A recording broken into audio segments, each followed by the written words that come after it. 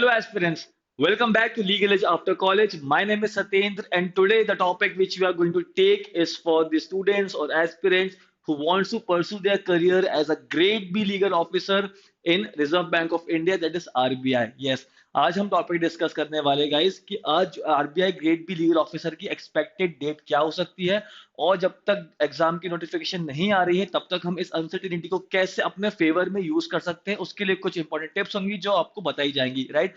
So if you're also preparing for RBI Grade B legal officer very seriously, diligently and waiting for the notification to come out, ये video आपके लिए बहुत helpful हो सकता है. So do please watch this video till end.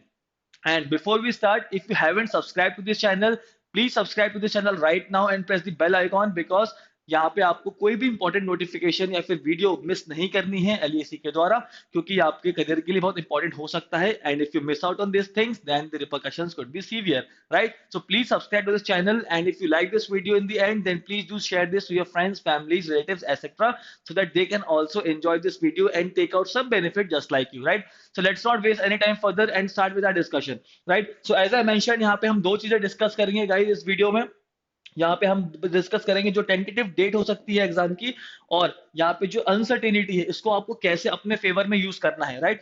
Because we all know that unlike exams like UPSC और state level पीएससीज, these regulatory bodies RBI, SEBI, ADAI, they don't have any annual calendar जहाँ पे उनका date fix होता है कि इस दिन पे एग्जामिनेशन कंडक्ट होना है, राइट?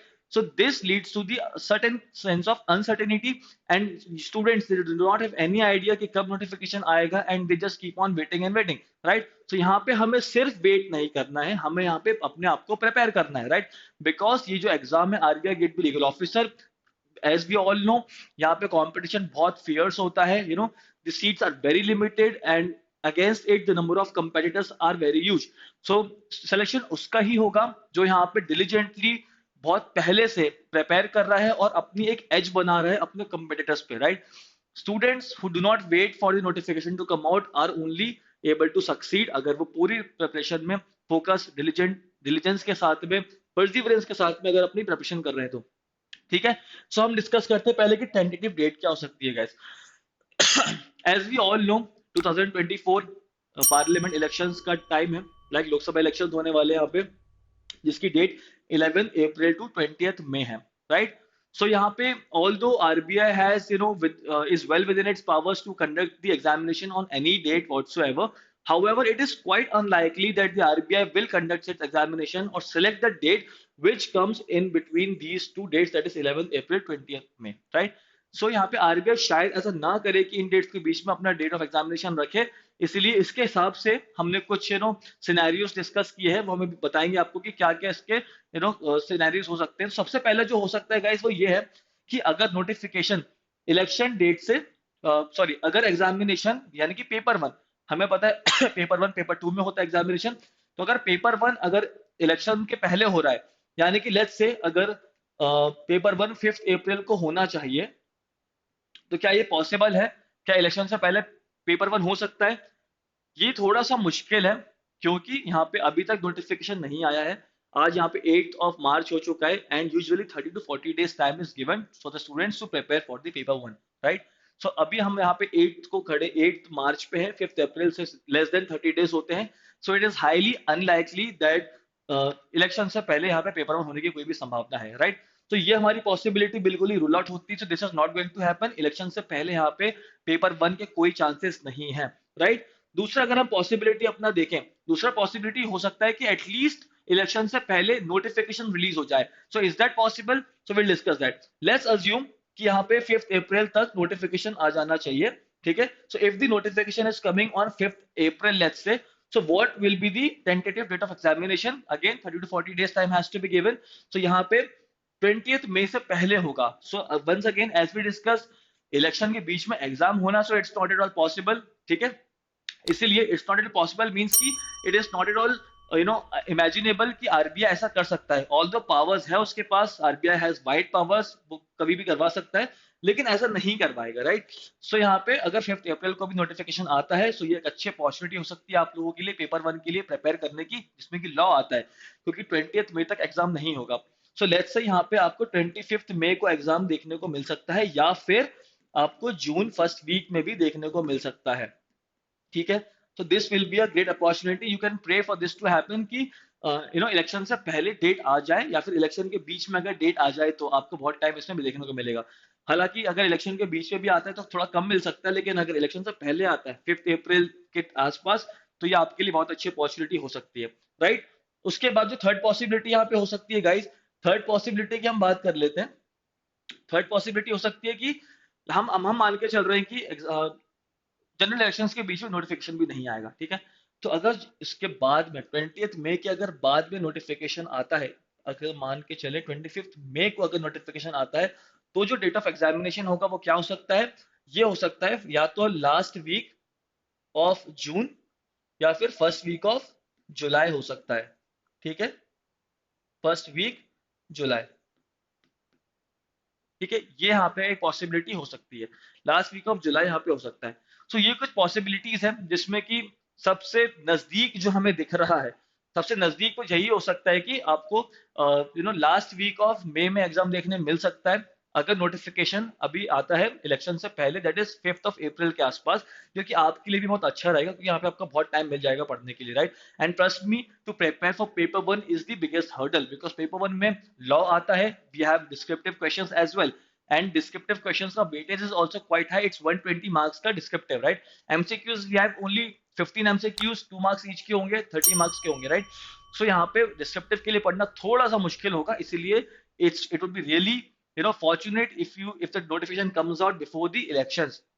ठीक है, आगे हम डिस्कस करते हैं गाइस कि इसमें हमारी क्या टिप्स या फिर स्ट्रैटेजी होनी चाहिए इस टाइम को यूटिलाइज करने की, बिकॉज एज वी डिस्कस यहाँ पे सिलेक्शन सिर्फ उन्हीं की गारंटीड होगी जो बहुत पहले से पढ़ाई कर रहे हैं, राइट। नोटिफिकेशन के बाद करने वाली पढ़ाई बहुत ही लिमिटेड होती है और आपके आंसर्स उतने अच्छे नहीं हो पाते हैं, so it's better that you start your preparation from today onwards, right. तो यहाँ पे हम क्विकली रिवाइज करते हैं इसका जो पैटर्न होता है। Mode of exam we all know online होता है, राइट। डिस्क्रिप्टिव भी अगर आपको मार्क करना, आंसर टाइप करने होंगे तो आपको कंप्यूटर बेस्ड ही होगा, आपको कीबोर्ड में टाइप करना होगा। टोटल टाइम 3 आवर्स का दे रहा है, यहाँ पे पेपर वन होता है, paper one knowledge of law होता है, एज आई मेंशन 15 एमसीक्यूज होंगे यहाँ पे, 2 मार्क्स ईच के होते हैं इसलिए 15 एमसीक्यूज, राइट। उसके बाद डिस्क्रिप्टिव होता है 120 मार्क्स का, तो यहाँ पे 3 to 4 क्वेश्चन होते हैं 30 या 40 मार्क्स के, ठीक है। ये यहाँ पे पैटर्न होता है। तो अब यहाँ पे सिलेबस क्या है, कौन से सब्जेक्ट्स आते हैं, ये हमें देखना चाहिए। So that guys, the very good news about this particular exam is that the syllabus is very limited, right. यहाँ पे कोई डिफिकल्ट स्टैट्यूट्स नहीं है, कुछ भी नहीं है, बहुत कम है।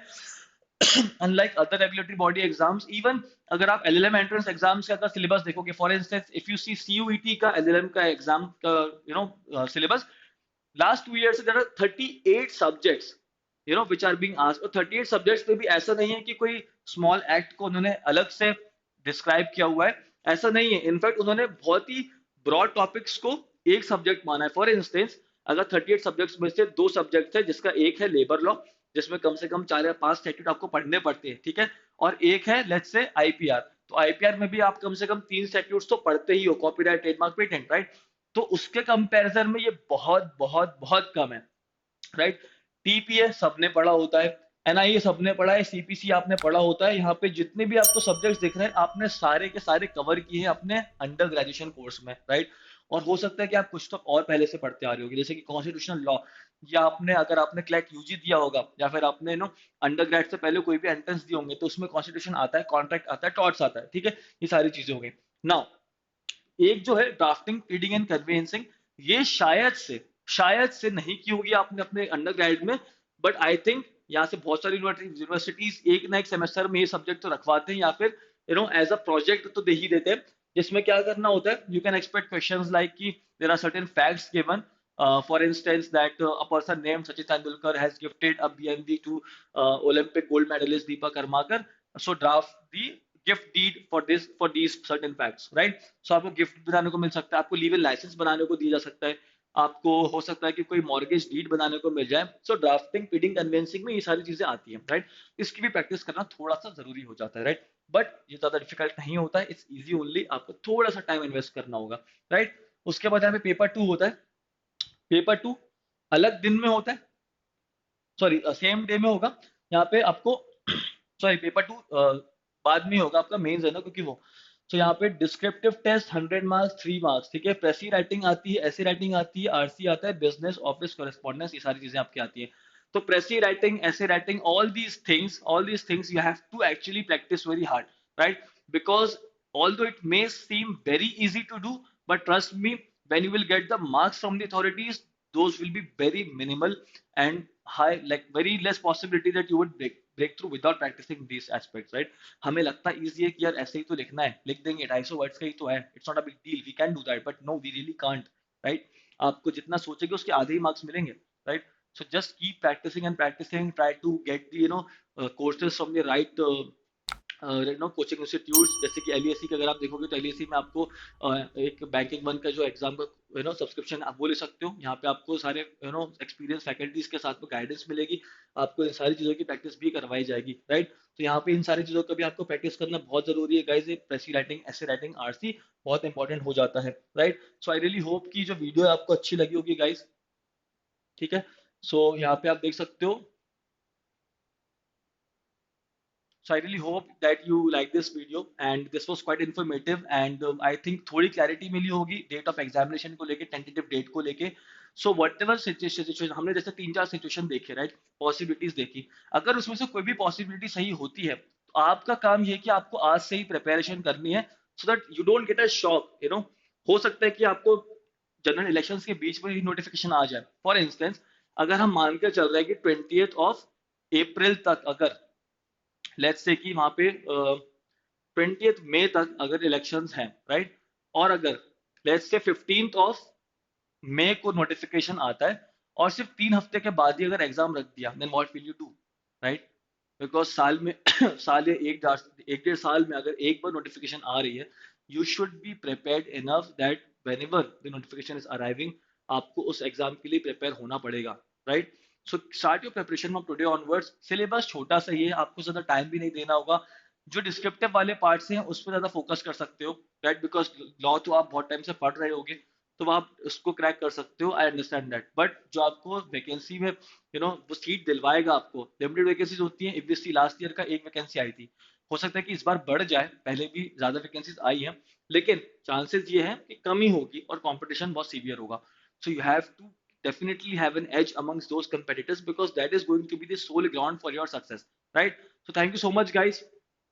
अगर आपको वीडियो अच्छा लगा होगा तो please do share this to your friends, families etcetera, right? And do subscribe to this channel so that आगे भी जो वीडियोस होंगे वो आप देख पाओगे। Thank you so much, this is Satyendra signing off, see you next time.